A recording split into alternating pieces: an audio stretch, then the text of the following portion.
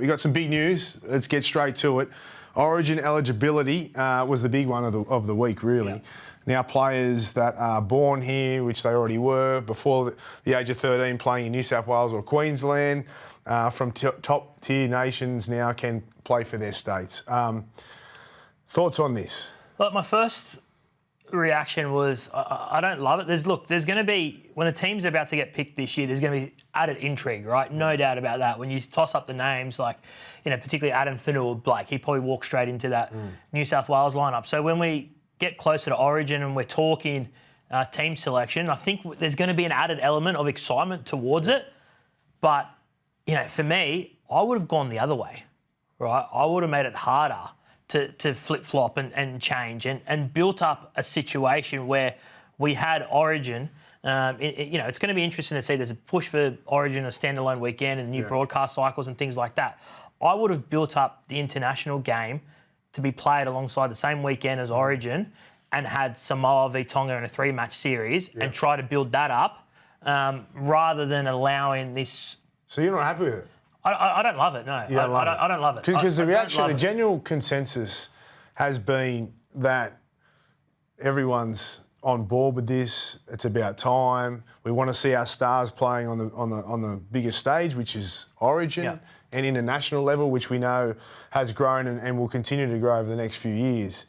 A lot of ex-players have come out and said they like it, but you're saying that you wouldn't have went this way. I wouldn't. You would have rather build the international game with a separate entity game at the same time? Yeah, exactly. I would have tried to build, because we know where the international game's going. It's growing huge, right? And I do not. This is not about players picking. Like, if you're eligible for whoever you're eligible for and you choose, I'm not going to tell you who to play for. You can choose whoever you want, right? But I think we could have got to a stage in 5 or 10 years' time where Origin players are getting 30 grand a game, right? We could have built up a 3-test series between New Zealand and Tonga, or New Zealand or Samoa, and worked that out, and they would have got decent match payments eventually, and it would have been built up. So we would have had more content, and I don't think it would have hurt Origin if these guys chose to represent Tonga or Samoa. But I just there's something uncomfortable in a way if Kalen Ponga can play for Queensland and then play for New Zealand. For me, that doesn't sit right. Yeah, I think that a lot of the traditionalists are struggling with it, and it's been so positive, the reaction, though. So I like this, because this is kind of the flip side to it. And it kind of leads me to my point. And I think there's got to be, now they've made the decision, there's got to be a blanket rule around how many international teams you can play for, how often you can switch, because as it is right now, there's players that can play for 2 or 3 different countries, and there's no really rule on how much they can go or play for Australia 1 month and play for New Zealand the next, and Samoa the one after that. There's going to be players that are born in Australia but have Samoan mother, New Zealand father. Like they've got 3 options, and it could become pretty farcical with players missing one team, so they'll play for the other. They miss that one. It can get out of hand here, and I get concerned about that, because I also think that we're devaluing the Australian jersey to a degree, and I kind of thought about this a lot. Australia as a country has given all these guys the opportunity for them and their families to come and live in the best country in the world, a country of opportunity, to get to the highest levels of the sport, the National Rugby League, opportunities to earn great money and, give the lifestyle to their families that they've always desired and wanted.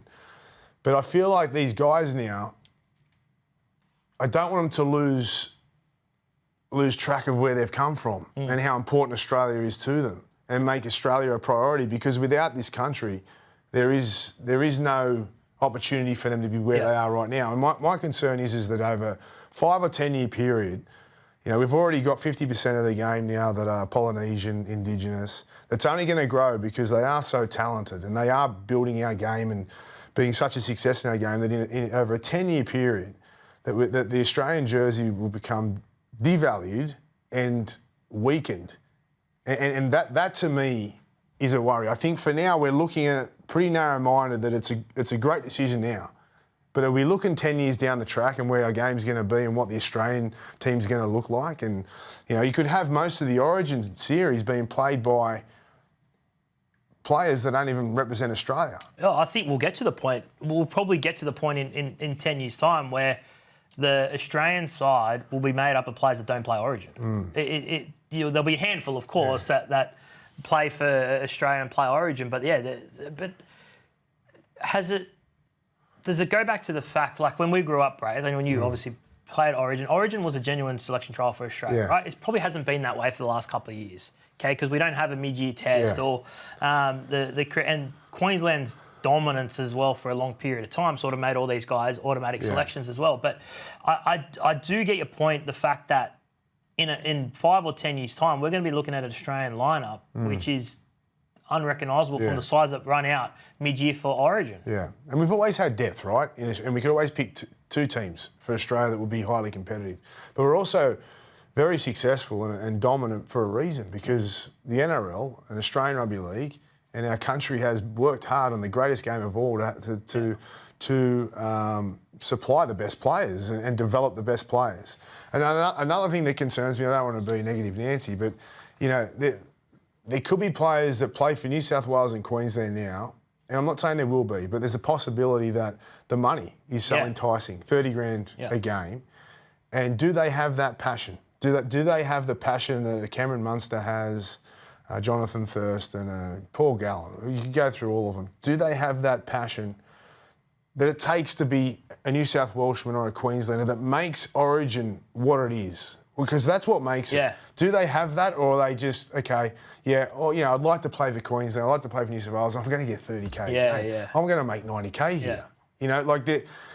Is that a worry? Well, it's interesting. Jerome Hughes came out straight away because there's been some talk around Jerome Hughes and his eligibility. He goes, look, even if I'm eligible, I could not play for Queensland because of the reasons that you just said. And I love that. But not everyone's going to have that approach, right? He goes, I want to play for the Kiwis, I want to play for the Maoris, I want to play for the Melbourne Storm. That's the jersey that I resonate with. The Queensland side, it was sitting next to Cam Munster and he goes, Cam, I see how passionate you are. I could never be that passionate about playing for Queensland, right? And there will be, I think, less people that think like that, right? Because as you said, because players want to challenge themselves too. There'd be players that have been sitting, like Adam Fanua-Blake would be sitting there licking his lips going, I think he's probably watched every Origin. He grew up in Mascot. Played for Mascot Jets and played for New South Wales under-18s, I believe. So he already has that passion, and he's a New South Welshman. And was he played one test for New Zealand, which has ruled him out, right? Because now he plays for Tonga, right?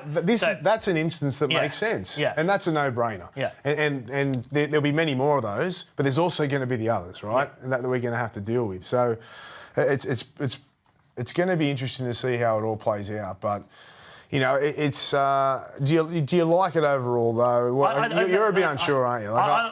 I'm gonna love the talk around the team selection, no doubt, right? And we're going to speak about it a lot throughout the season. And the guys that realistically will, I think there's only at the moment Adam Fanua-Blake walks into the New South Wales side, and Britain Nicker is probably the other one at the Sharks that would probably slot into the Queensland side, but I don't think there's not going to be a huge amount of players, because obviously, blokes like Jason Tumwiler would have played 20 plus games for Queensland if he was allowed to by now, but his best is past him. Victor Radley, I think that window's probably gone past him now. I think it has of Origin. I wouldn't say it has definitely. It's not certain. He's going to have to play out of his skin though, because he's suspended to start the year as well. And he's in a competitive position there in Origin as well.